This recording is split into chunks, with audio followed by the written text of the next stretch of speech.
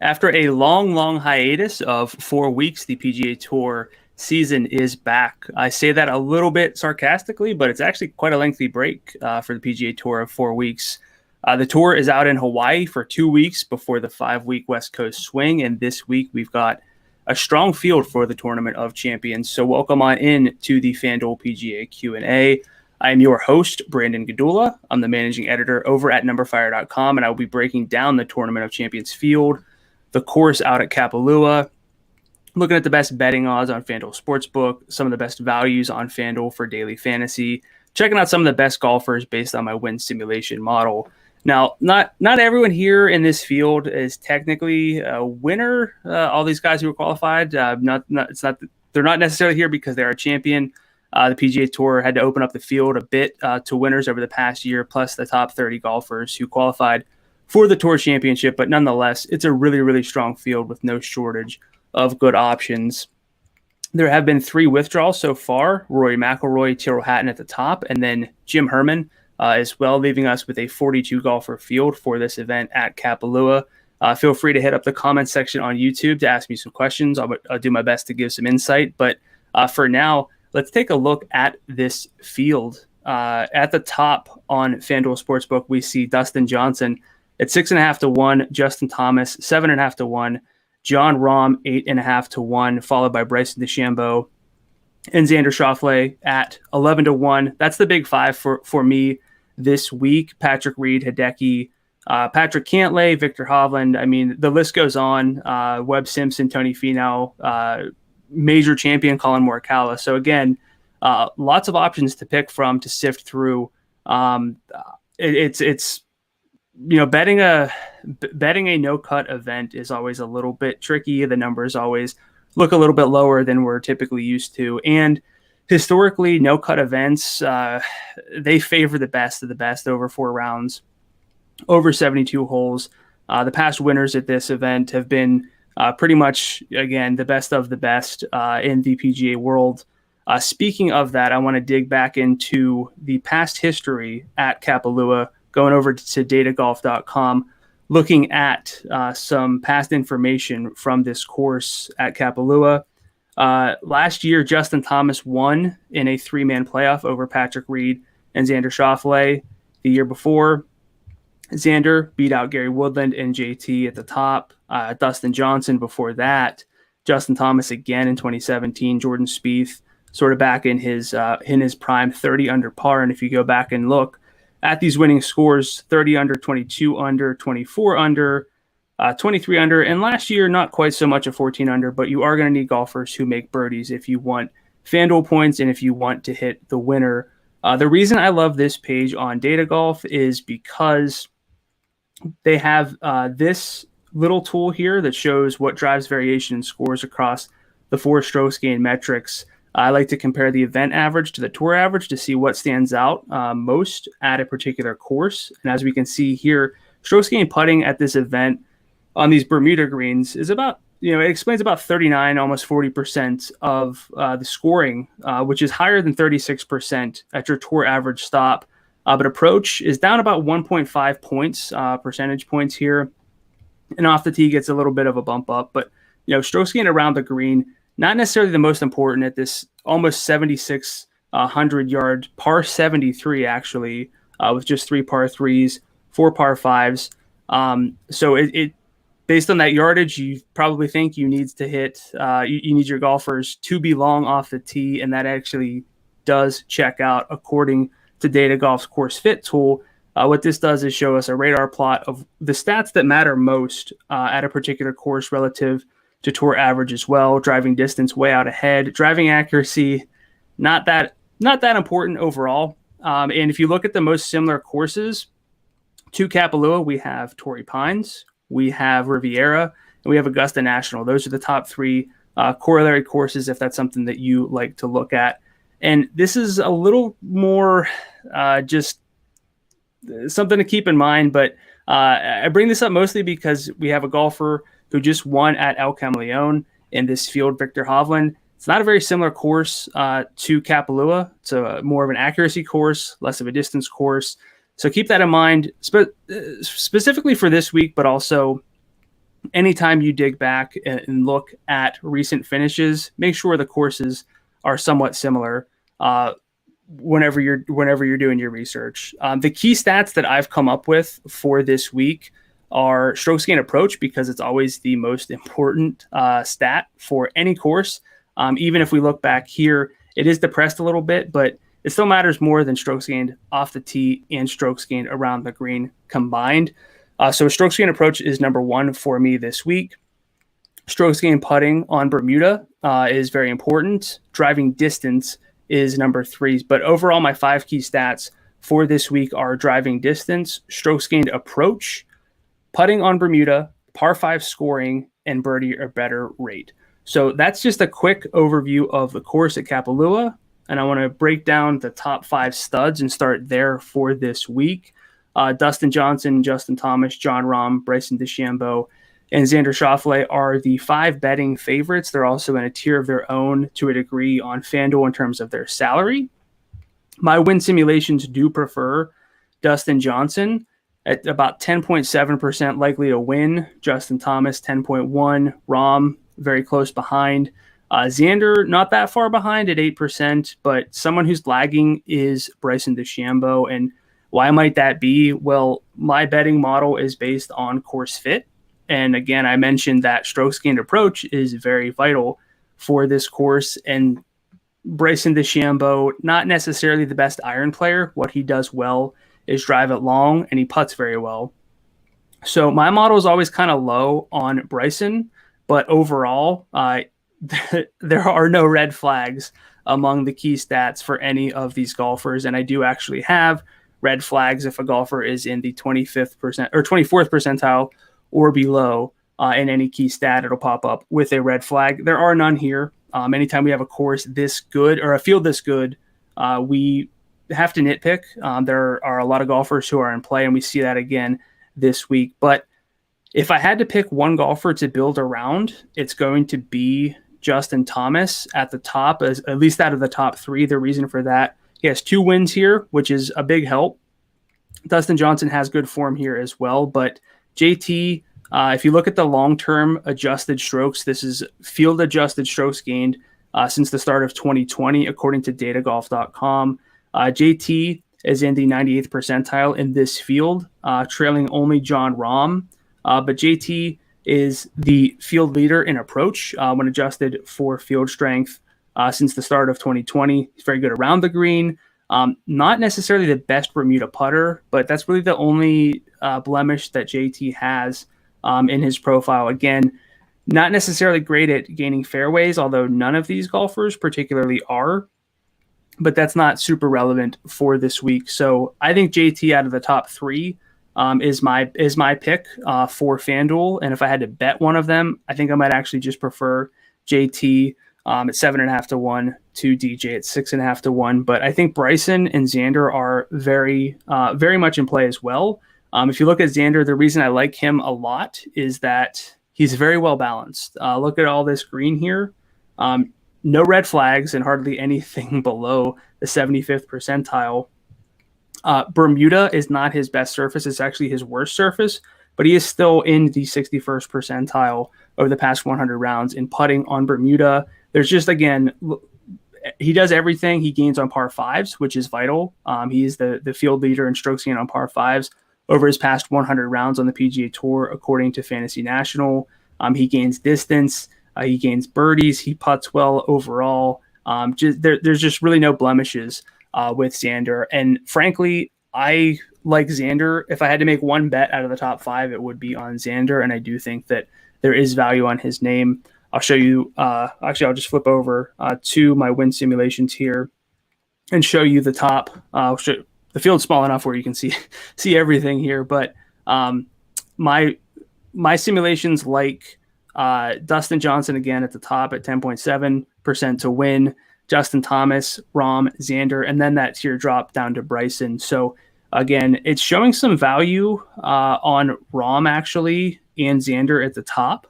So I think that those both are in play. I have a hard time with Bryson always because I like to let the stats do the talking, and I try not to adjust anything in my model at all, frankly, and just let things go, because it's hard to figure out how much you should be bumping DeChambeau, for example, for his recent performance, his recent distance gain. That is factored in to a degree. The course fit's factored in, so that does help him out. But even with that, with the irons being what they are, not necessarily the best betting value for me. But again, a betting model is not necessarily here to tell us who to bet on. It's not here to tell us who is going to win, I should say, because what this does is say, I simulate out this event 10,000 times, and Bryson still wins this almost 6% of the time. There might be value at different places if you can look around, but for me, Bryson always a little bit overinflated. If I look at the golfers who have the best expected value based on my simulations, it's actually some longer guys with Harris English, Daniel Berger, Webb Simpson, who I say is longer, at least in the odds, but definitely not as a driver, which is a little bit surprising that he pops up here. But Webb is always a little bit undervalued, and he's a very good Bermuda putter, which does help him out in my win simulations. So again, I think Harris English, Daniel Berger, Xander, and Rahm would probably be the four places I would look to bet. I think that Xander plus English and Berger makes for a pretty solid top of a betting card. Outside of that, long shot values don't necessarily pop in smaller field events.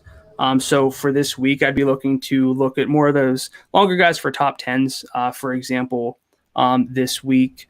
Again, DJ is the most likely to win, but at 6.5 to 1, it's a little bit hard to get behind. One name I do like, he's the number's right at 45 to 1, but Adam Scott, he kind of does it all.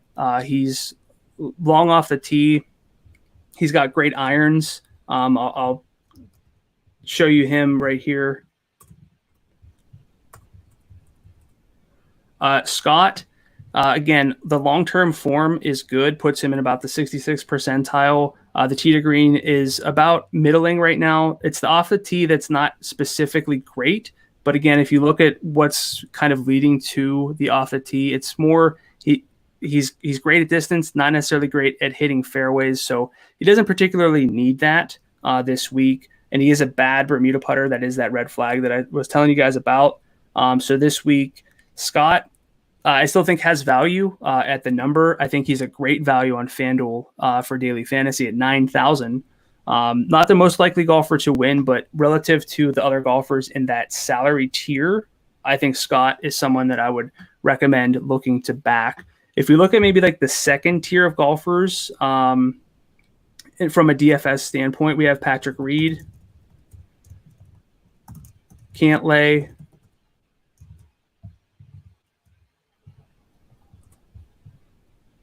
we can look at maybe Hideki. Let's throw in Webb because I talked about him, and then we'll do Hovland because he's coming off a recent win. So this is definitely a good tier overall, but by comparison to the studs, I do think that it's a week to build around guys like Xander and Bryson, try to get up a little more, maybe save some salary elsewhere. I talked a lot about lineup construction on the Heat Check podcast with Jim Sonis earlier this week.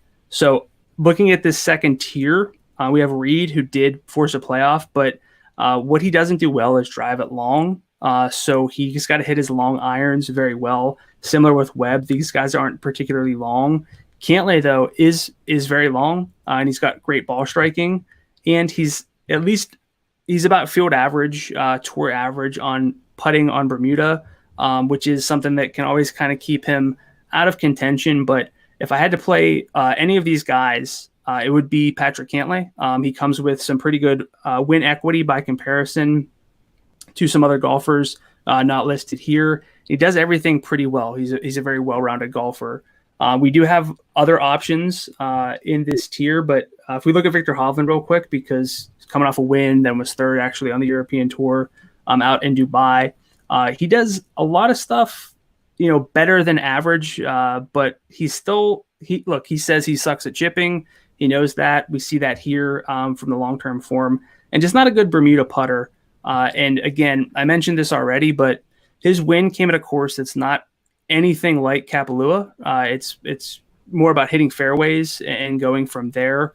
Hovland just in the 44th percentile in distance, so that is a little bit of a reason to be out on Hovland this week. I actually prefer Daniel Berger by comparison. No red flags. Honestly, no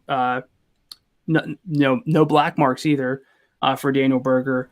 Really good at gaining strokes on the field long term. Just in general, 78th percentile there. Good tee to green. Again, just anytime you can find a balanced golfer, especially in a no-cut event, they can get things done in different ways. They can post good rounds, even if their driver's not there, for example. Berger can make up for that. Hovland, again, if his irons aren't quite there, if he's losing distance to the field, he's going to have a hard time contending because the chipping's not there, the around the green play, and the putting is just okay. But on Bermuda, it's especially bad. So those are the things to look out for whenever you're really sifting through a field this tough. Sometimes we have fields that we can get away with more question marks, but I think those are some names at the top who are at least worth considering. Some of the better values I have for this week, I'm going to go with Adam Scott, show him. Cameron Champ, not Cam Smith this week. He's not really long enough to like. His salary, 9,400, is a bit high. Kokrak, Sebastian Munoz, and I'm going to go with Lonto Griffin, actually. So again, by comparison, these guys are still really good on the PGA Tour, but there's not a whole lot of green marks on this aside from maybe Adam Scott, because he's, frankly, I think a little undersalaried just because of the recent performance. But that's the only thing that I'm seeing with Scott to worry about is the super recent performance. The longer term stuff is very, very good. Champ, what he's going to do great for Kapalua is drive the ball. He's about as long on tour as anybody. He can contend with Bryson on his best days, but the difference between Bryson and Cam Champ, of course, is everything else. Even if you want to look at Bryson and nitpick the irons, Cam Champ is worse with the irons, 27th percentile for him. And then the short game, both red flags. Now, he is okay enough on Bermuda to give him that level of confidence. I think he's then one of the better sort of low-end plays in terms of salary on FanDuel. Kokrak is someone who is somewhat similar, mostly gets it done from the ball striking, off the tee, 83rd percentile. Approach has been a little bit lacking, but definitely a red flag in the chipping department. But again, not a red flag on Bermuda. And anytime you can get Kokrak at a course where you think he might be field average with putting, you can roll the dice, you can take a chance on the ball striking from Kokrak. And again, long off the tee. Munoz and Lonto Griffin, they are not necessarily the prototype for Kapalua. They are not necessarily the prototype for even making the optimal lineup at Kapalua. I can show you guys that in just a second, but they are, relative to their salaries, balanced. Again, if you look at between the two of them, only one red flag, and that's from Lonto Griffin.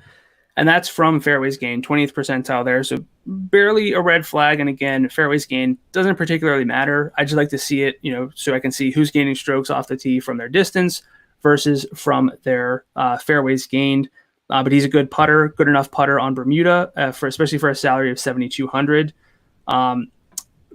Munoz a bit better. So I would really try to find that $300 in salary to get up to Sebastian Munoz from Lonto Griffin. But I mentioned those optimals. I want to show you those quickly here. Over the past 2 years on FanDuel, the optimal lineup hasn't featured anyone below, I'll blow this up, hasn't featured anyone below a salary of 8,300. That was actually Munoz a year ago.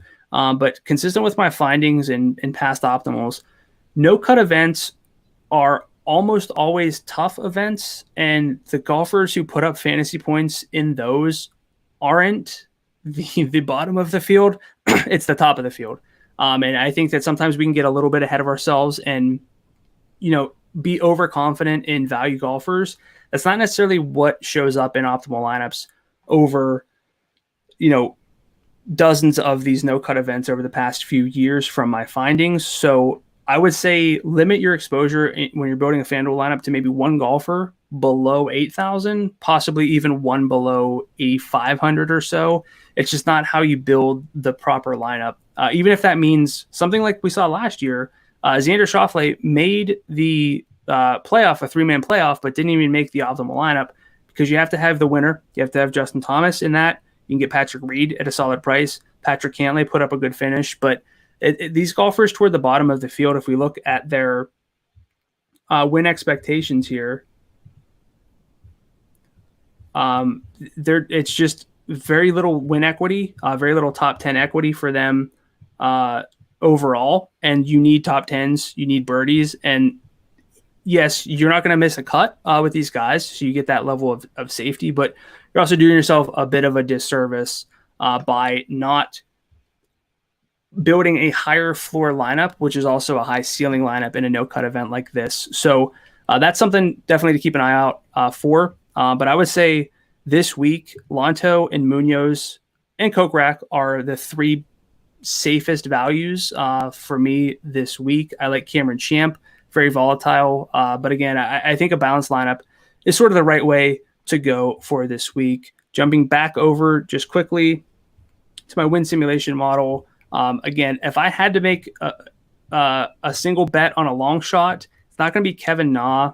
It's probably going to be, honestly, just Adam Scott at 45-1 this week. But my betting card is most likely going to finalize on some combination of Xander, Daniel Berger, Harris English, and Adam Scott for an outright. And then for the top 10s, I might go with Sebastian Munoz. I might take a chance on Lanto Griffin. Cam Champ would be in play for that, and Jason Kokrak as well. But again, not really the kind of course, not the type of field where you want to take too many chances.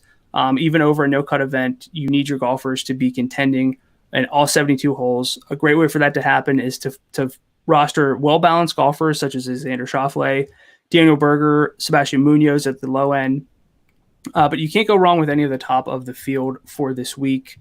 Again, you're really just picking your favorites between the top of the field. For me, that's Justin Thomas between the top three. And then Bryson DeChambeau and Xander Schauffele, I think, make for a really great pivot away from those top three and help you save salary and help you build a more balanced lineup so that you can be in the range where you're playing, two or three of Harris English, Daniel Berger, maybe Tony Finau for the length there. I would go that route, Patrick Cantlay as well. But it's a really fun field. 2021 is going to be a fantastic year for the PGA Tour. Lots of great golf coming up. Lots of young golfers hitting their primes. Lots of golfers in their late 20s still in their primes. So a fantastic year for golf coming up, and it all starts with this week's Tournament of Champions out at Kapalua. That's all I have for today. Feel free to hit me up on Twitter at Gdula13. Check out my DFS content on numberFire.com. Best of luck this week, and let's hit a winner.